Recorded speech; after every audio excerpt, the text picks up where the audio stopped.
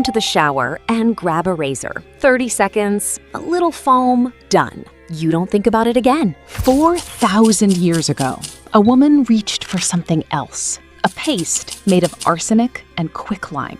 She rubbed it onto her skin on purpose because society told her that smooth skin mattered more than her own safety. And it's been telling her that in one form or another ever since. We're gonna walk through the actual history of hair removal, method by method, era by era. Some of it's clever, some of it's genuinely horrifying. And by the end, you'll understand why almost every woman alive today is still doing something her ancient ancestors would recognize instantly. Let's start at the beginning. Ancient Egypt. Around 1900 BC, Egyptian women and men made a paste out of sugar, water, and lemon juice, spread it on the skin, and pulled it off, hair and all. That's sugaring. And here's the twist. It's not a museum piece. People still use this exact recipe today. 3 ingredients, same method, 4,000 years later. That's old versus new, with almost no gap at all. But sugaring wasn't the only option. Around the same era, going back even further, 4,000 to 3,000 BC, women in the Mediterranean and Near East were mixing arsenic sulfide and quicklime into a paste and putting that on their skin too.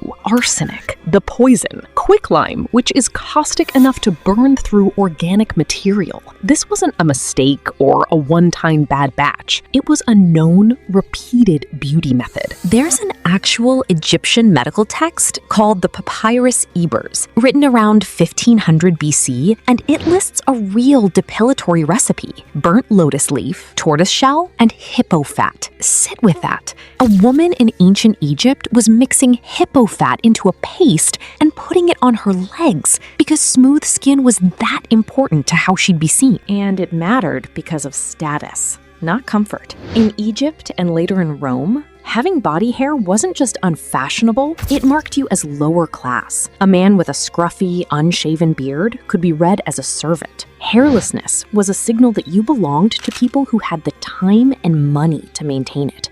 This wasn't really about hygiene. It was about being seen as the right kind of person. Here's where it gets uncomfortable in a different way. You'd think the arsenic and quicklime era was some ancient, ignorant phase we grew out of. We didn't. In 1844, a product called Poudre Subtile hit the market, a real, commercially sold hair removal cream, available to buy, marketed to regular women, not some back alley folk remedy. And its main ingredients? Quicklime and arsenic, the exact same dangerous combination from 4,000 years earlier, now in a branded box on a store shelf. We like to imagine progress as a straight line.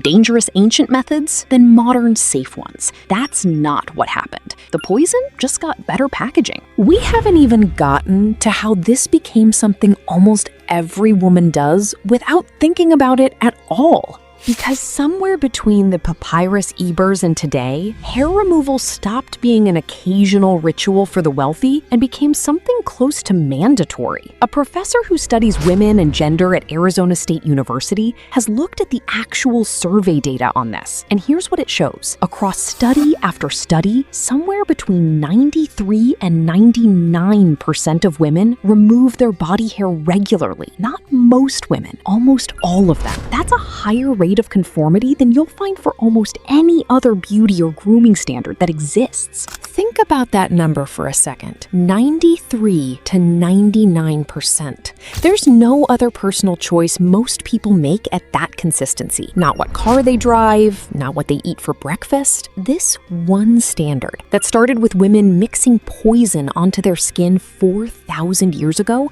because status depended on it, still shapes what almost every woman does in the shower this week. And the tools changed. The danger mostly didn't disappear, it just got quieter. Modern razors are safe if you're careful. Wax is safe if it's done right. Laser is safe with the right equipment. But the pressure behind all of it, the sense that this isn't really optional, traces in a more or less unbroken line back to a woman in ancient Egypt being told that smooth skin was the price of being taken seriously. So here's the real comparison. She used hippo fat and burnt lotus leaf because she believed she had to. You use a 5-blade razor from a drugstore because, if you're honest, you also feel like you have to. The tools got dramatically safer. The feeling underneath them barely moved at all. Next time you're standing in the shower, going through the motions without even thinking about it, ask yourself, who actually decided this was necessary in the first place? That probably wasn't you.